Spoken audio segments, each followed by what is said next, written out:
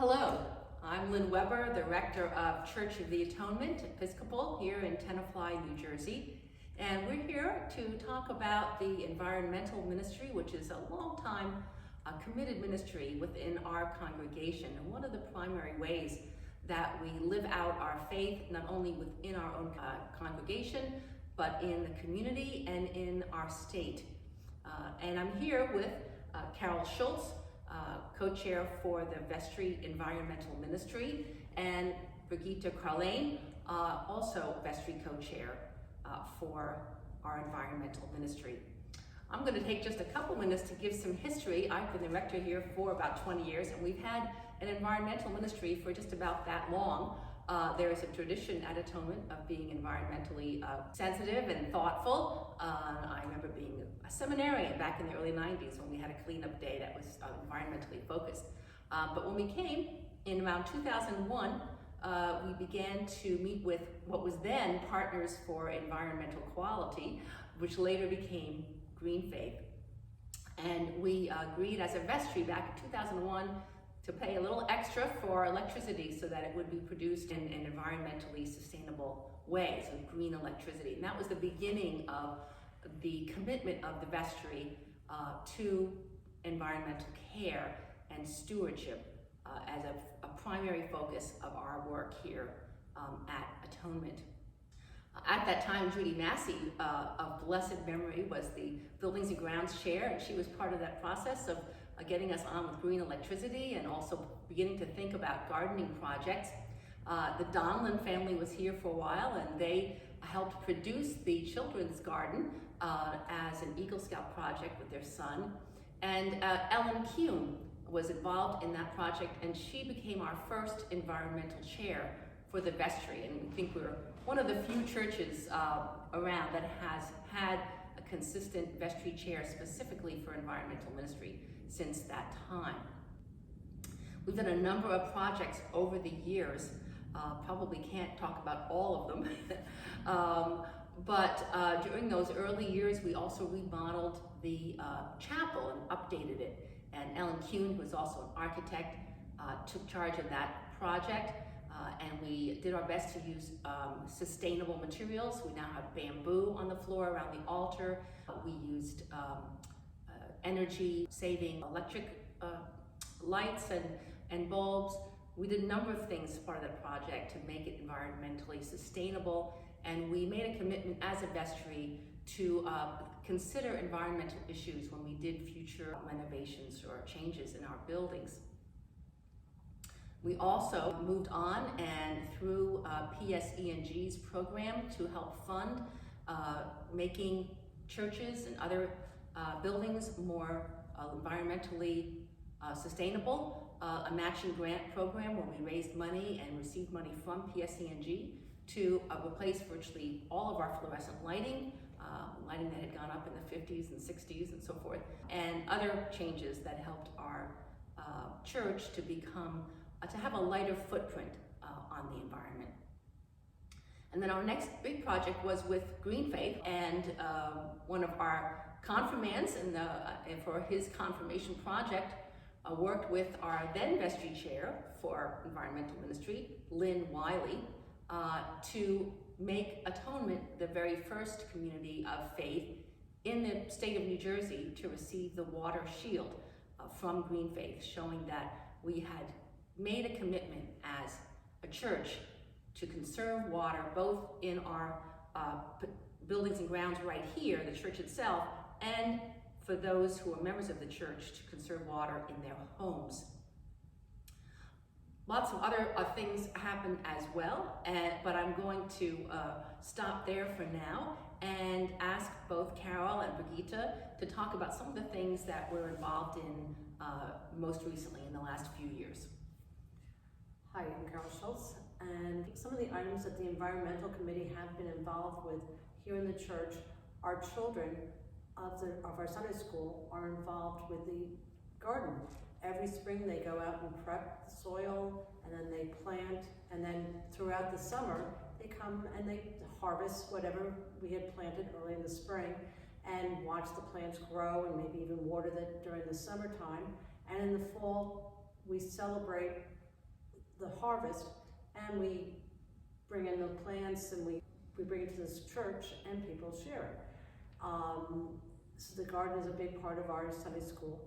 Another item is we have been involved with, every year we renew our water shield vows, and we give people suggestions on how to save water within their home, and water their lawn less, or water their lawn in the morning, take shorter showers, do bigger loads of wash, so they're saving.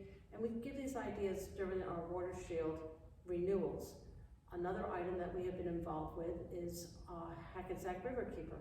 And for the second year in a row, we are going to go on an eco cruise, and we learn about the water, where it comes from, where it goes to as it goes back out to the Atlantic, and we learn about the animals and plants that live along the Hackensack River. And then the last item is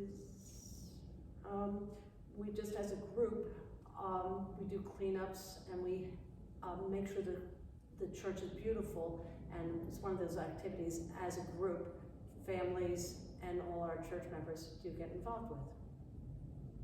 Thanks, Carol. Birgitta, you're going to talk about a bit more about Green Faith. Sure.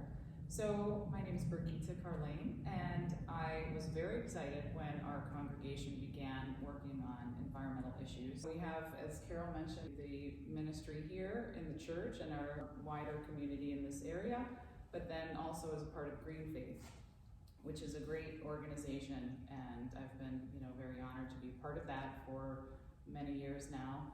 So with Green Faith, we have a few things that I wanted to talk about. First, it's a community that is just a little bit larger than our own. So in northern New Jersey here, we have a lot of different towns doing a lot of different things. So it's very unique in that way. It's not like a one large city that has a policy across the board. We have smaller towns and people within those towns working very hard on different projects. So the Bergen County Circle that we are a part of, we can tap into those other areas in this region and find out what they're doing, and we can spread the word here in our community.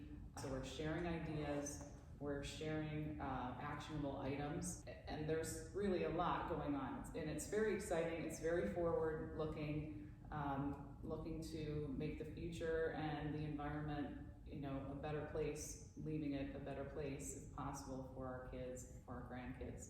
So some of the ideas that we share have been in the past on composting.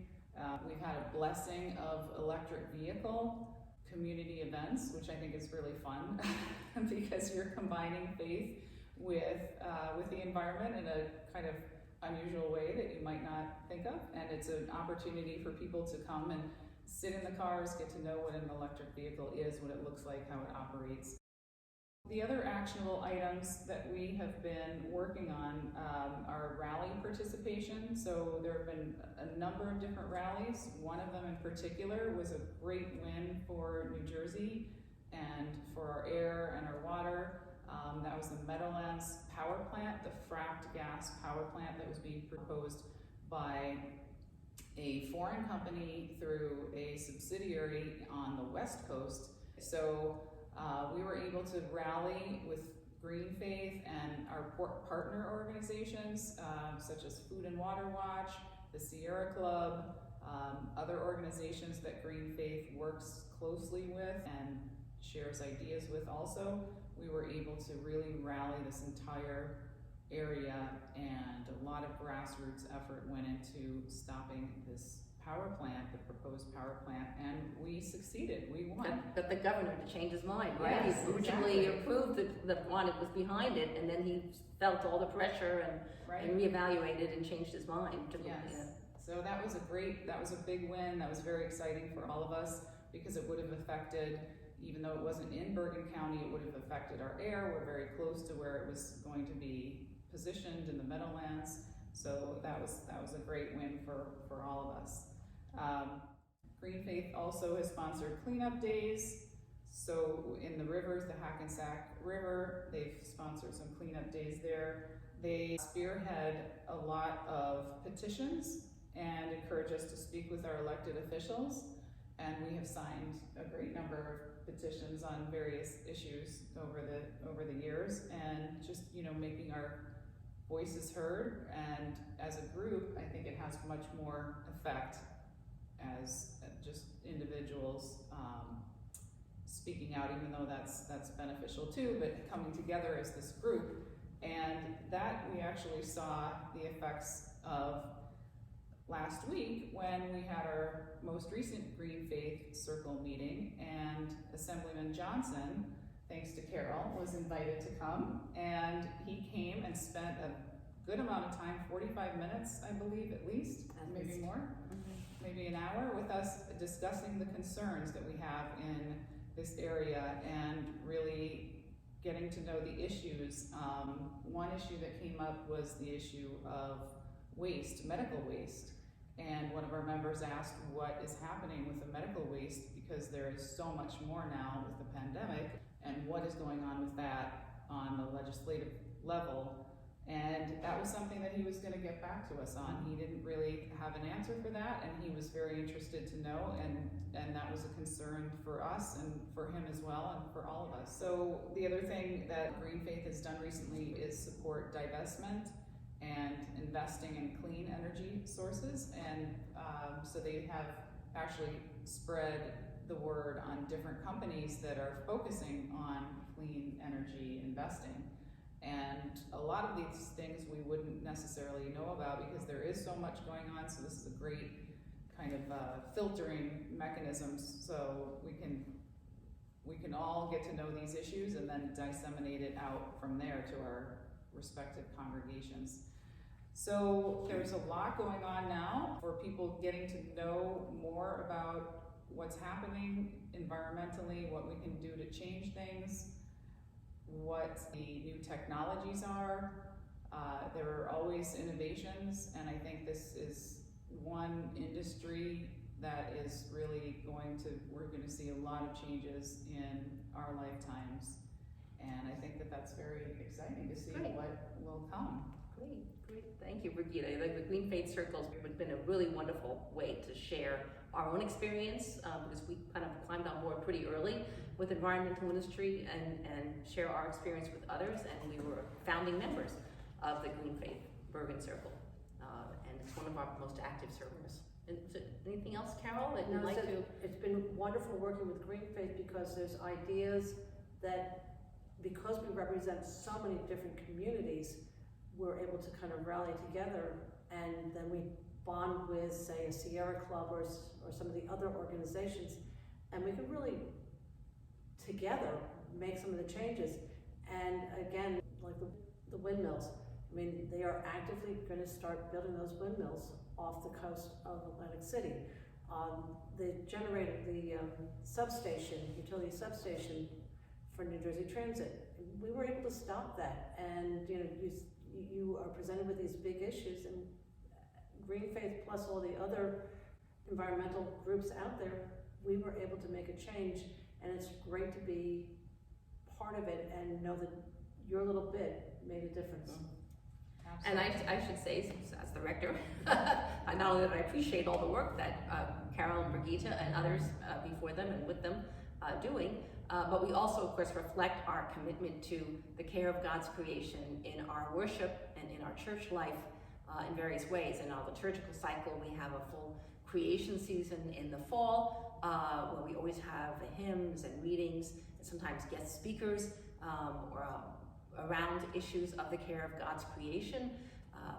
Around the time of we had the blessing of the animals, and we were one of the first congregations in the area to have that. Now a lot of people do it, which is terrific. And then we have the whole creation season in the fall, leading up to Thanksgiving. And then in the spring, we have what's coming up right this coming Sunday, which is the Easter Earth Day Sunday. So we always have the Sunday closest to Earth Day as a special day. I've got to mention, back in Lent, we have the anniversary of the water conservation vows. So we have a Sunday when we renew our water conservation vows. And then Easter Earth Day is another time to kind of bring together the promise of resurrection and new life for us as human beings, as faithful people, also with the desire to always be supportive of the life of all of creation. And so we make sure this Sunday, for instance, that we're singing Easter hymns and hymns that celebrate God's creation. And so we look for a number of times during the year, don't we, when we can kind of celebrate that and bring that into the life of our congregation, into our worship of God.